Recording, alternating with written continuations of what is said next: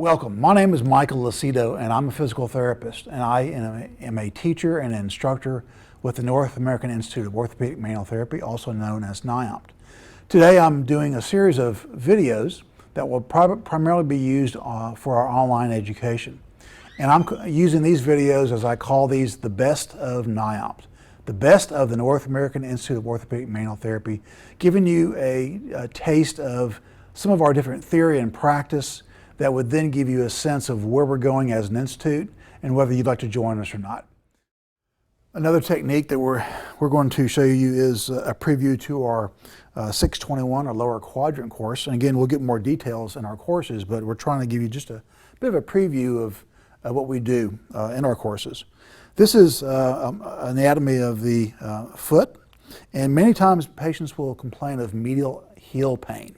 Medial heel pain is typically diagnosed as plantar fasciitis, and there are other things that can actually cause the heel to hurt. And one of them is a problem with the subtalar joint.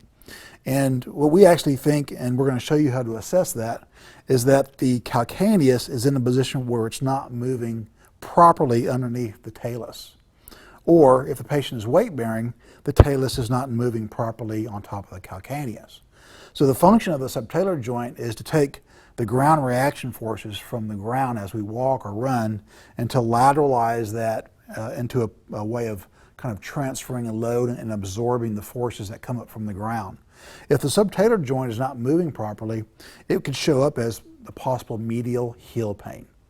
And so we're going to assess this with our model. And we're going to place our hand on the acetaculum tali, which is this bone that is on the anterior aspect of the calcaneus, and we're going to assess the movement into eversion. So I'm going to have my model bend his right knee, and I'm going to come into the subtalar joint. And this is exactly the same spot I was showing you on the foot anatomy a while ago.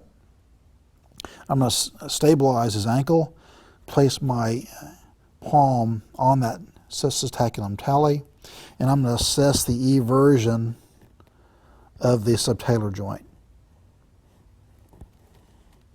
And what I'm actually doing is taking and placing my hand right here and assessing the calcaneal movement underneath the talus.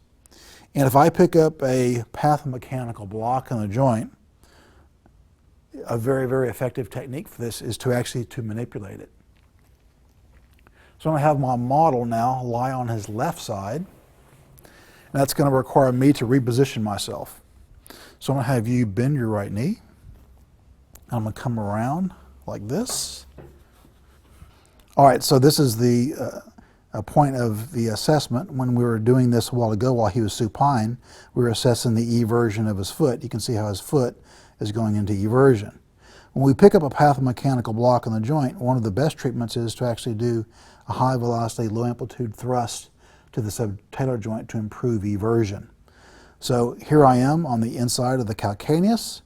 I'm going to then lift his leg up like this, and in slow motion I'm going to do this, stop with my lower hand and continue with my thumbs, and that's when we get the manipulation. So in real time it looks just like this. And that actually cavitated very nicely, and that is manipulation of the subtalar joint.